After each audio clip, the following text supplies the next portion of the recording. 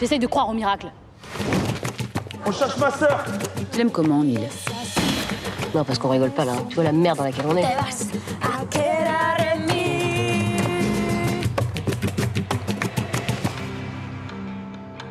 Mon nom est Tony Gatliff. Je suis à Locarno pour présenter un film, mon dernier film, qui s'appelle Geronimo, sur la Piazza Grande. C'est énorme. Et bienvenue sur clap.ch.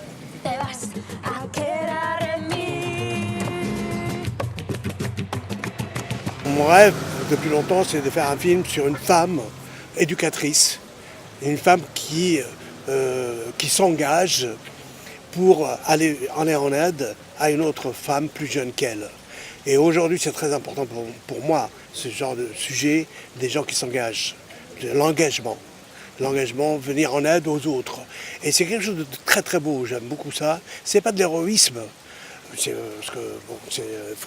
des choses qu'il faut faire. C'est juste, on doit aller en aide aux autres. C'est essentiel aujourd'hui. Il y a Geronimo. Il y a l'éducatrice. C'est trop individualiste, c'est trop personnel aujourd'hui le monde. Nous vivons dans un monde un peu trop égoïste, trop personnel. Les gens sont trop personnels. Et donc ce personnage-là de Geronimo, qui est une éducatrice, qui va aider les jeunes dans un quartier chaud, dans un quartier où il y a des problèmes, dans un quartier où des jeunes sont laissés pour compte parce qu'ils n'ont plus de place dans la société, ils n'ont plus d'aide, où les pouvoirs publics ont abandonné. C'est des jeunes abandonnés comme des genres de chats faméliques dans des terrains vagues, quoi. Et voilà, donc c'est un film qui est important pour moi aujourd'hui.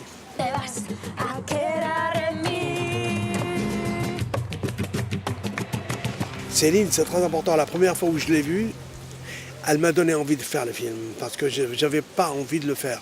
C'est un film que j'ai écrit depuis longtemps, et j'ai eu, avant de le faire, j'ai eu tout le budget nécessaire pour commencer à tourner, mais j'ai pas tourné. J'avais pas envie de tourner, je ne sais pas pourquoi, j'avais pas le goût. Et donc, parce que pour tourner un film, il faut avoir le détonateur. Pourquoi d'un coup prendre une caméra et aller tourner? Donc il y a quelque chose qui doit se passer. Et le scénario, c'est pas suffisant.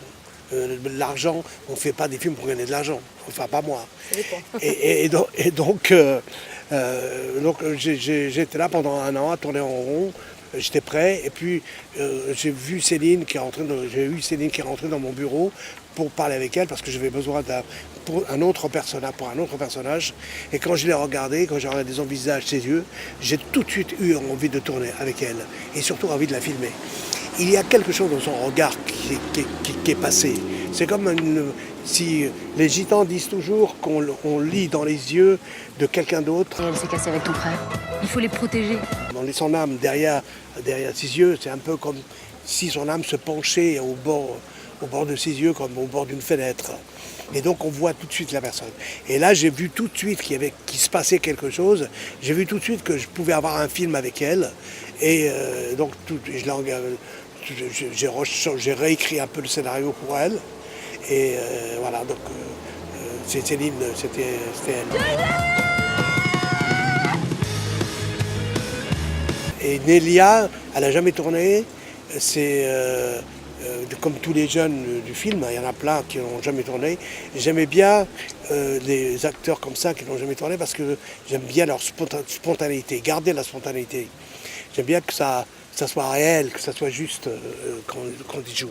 Et c'est pareil, Nélia, j'ai parlé avec elle dans mon bureau, en production, pendant 1 heure, 2 heures, je me rappelle, je lui parlais de ma vie, de ce que j'aime.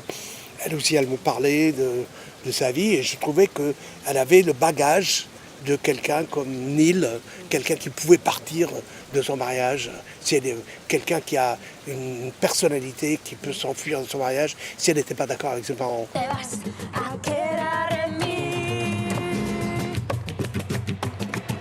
Ils sont eux-mêmes. Mais par contre, ils jouent le film, ils jouent l'histoire du scénario.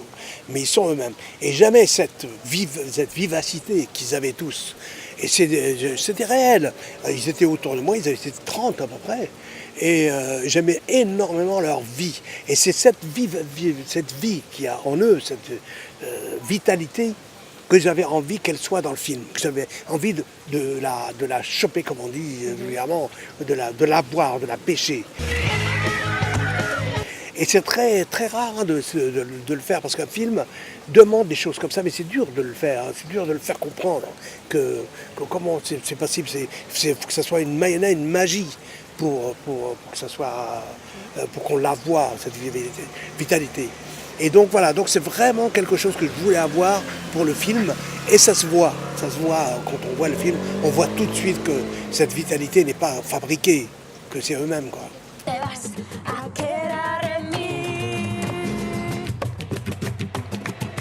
Oui, c'est pas une discothèque, c'est une genre maison de jeunes, un peu genre un endroit plutôt vide, noir parce que c'est la nuit, éclairé avec des réverbères. Et les réverbères sont des choses qu'on a mis nous pour faire de l'éclairage.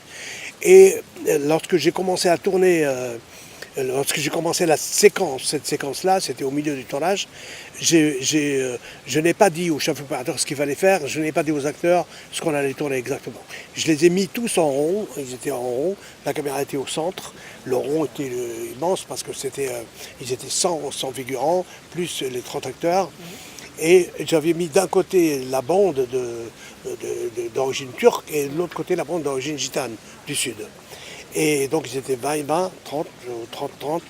Et j'ai mis la caméra sur épaule, moi, le son, la perchman. Et puis j'ai dit au chef opérateur, on va tourner la séquence de la danse. Et il me dit, mais comment? Je lui ai dit, attends, tu vas voir.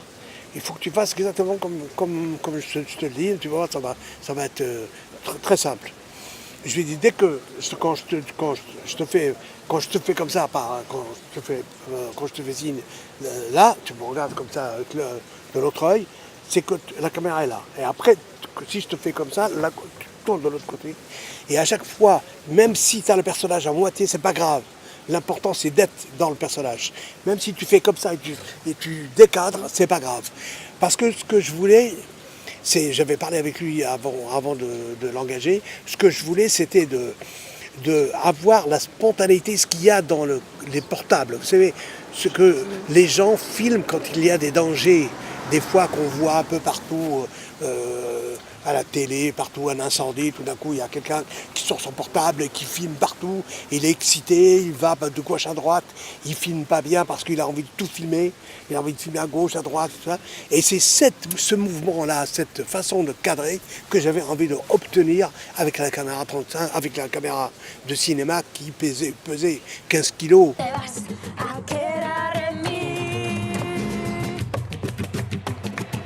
Elle fait partie de l'histoire, elle fait partie de la narration quand je commence à écrire dans le scénario déjà.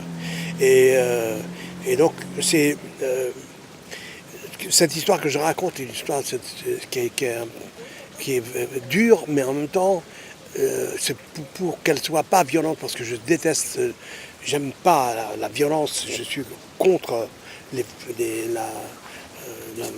violence dans la télé, dans les trucs, dans Internet, partout. Donc pour échapper à cette violence-là, j'ai remplacé par la musique, parce que la musique est violente, la musique telle qu'on l'a fait. Et donc c'est vraiment pour ne pas montrer la violence. La musique est violente.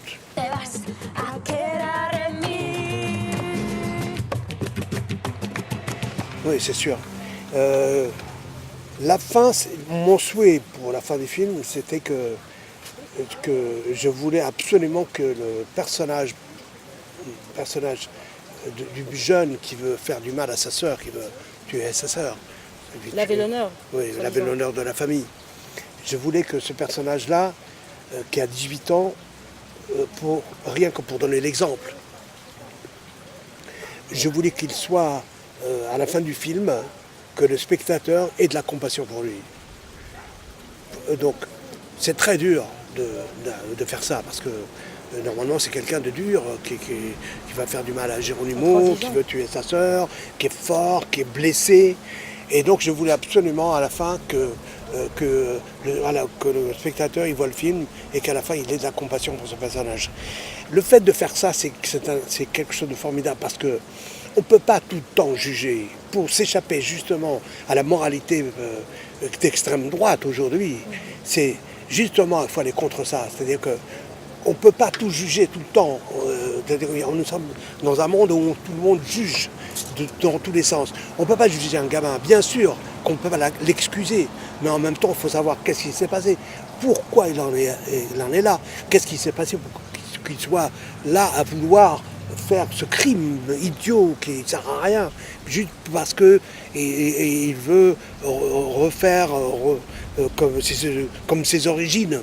Et donc, le fait que je l'excuse, bien sûr que non, mais le fait que j'ai de la compassion pour lui, que je l'aime, c'est déjà un pas vers la justice, un pas vers les autres. Te vas a quedar